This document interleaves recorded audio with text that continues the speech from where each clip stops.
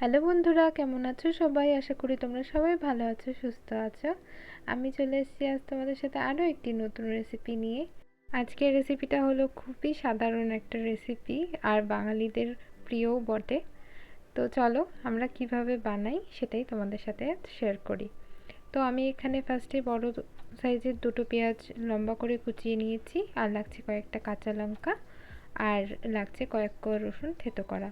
ঝিঙে পোস্ত যেহেতু, তাই ঝিঙেটাকে কেটে আমি নুন মাখিয়ে রেখেছি, আর আলু আর টমেটো লাগছে। আর এখানে একটা পেস্ট বানিয়ে নিয়েছি মশলার, পোস্ত, সর্ষে, লঙ্কা আর লবণ, ব্যাস আর কিচ্ছু না। তো ফার্স্টেই আমি কড়াইতে তেল দিয়ে আলুটাকে নুন আর হলুদ দিয়ে লালচে করে ভেজে তুলে রাখবো।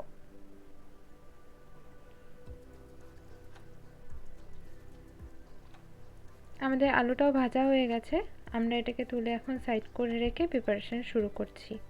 ওই তেলেই আমরা দিয়ে দিচ্ছি হাফ চামচ মতো কালো জিরে আর আগে থেকে থেতো করে রাখা রসুন। আমি এখানে 5 থেকে 6 কোয়া রসুন থেতো করে নিয়েছিলাম। তোমরা চাইলে রসুনটা স্কিপ করতে পারো, কিন্তু পোস্তর মধ্যে একটু রসুন থেতো করে দিলে ফ্লেভারটা আরও বেশি ভালো হয়। তো তারপর আমি পেঁয়াজটাও দিয়ে দিয়েছি। পেঁয়াজটা যাতে নরম হয় তার জন্য 1 চিমটি মতো নুন দিয়ে একটা শুকনো লঙ্কাও দিয়ে দিয়েছি। তোমরা চাইলে শুকনো লঙ্কাটা আগেও দিতে পারো, পুড়ে যাবে বলে আমি আগে দিইনি, পেঁয়াজটা দেওয়ার পরে দিয়েছি। একটু নেড়ে চেড়ে পেঁয়াজটা যখন একটু কালার এসে যাবে পেঁয়াজটার মধ্যে, তখন আমি এর মধ্যে আগে থেকে স্লাইস করে রাখা টমেটোটা দিয়ে দিয়েছি। এখানে আমি বড় সাইজের একটা টমেটো ইউজ করেছি, তোমরা চাইলে দুটো ইউজ করতে পারো। তো টমেটোটাতেও কিছুক্ষণ ভালো করে কষিয়ে নিয়ে এখন আমরা ঝিঙেটাও এর মধ্যে অ্যাড করে দেব। ঝিঙেটা যেহেতু আগে থেকে নুন মাখিয়ে রেখেছিলাম, তাই অনেকটা জল বেরিয়েছে। তো জলটা ভালো করে নিংড়ে তারপরে দিতে হবে, না হলে অনেক জল বেরোবে, রান্না করতে অনেক সময় লেগে যাবে। তারপর আমি এর মধ্যে পরিমাণ মতো হলুদ আর একটু লঙ্কা গুঁড়ো দিয়ে দেব। যেহেতু আমরা কাঁচা লঙ্কা এখানে বাটা ইউজ করছি, পোস্ত আর সরষের সাথে বেটে রেখেছি, তার জন্য অল্পই দিচ্ছি। আর তোমরা চাইলে লঙ্কা গুঁড়োটা নাও দিতে পারো, আমি একটু কালারটা ভালো আসবে বলে দিয়েছি। তো ভালো করে মিশিয়ে নিয়েছি, এখন আমি এটা একটু কম স্টিম করে ঢেকে রাখবো।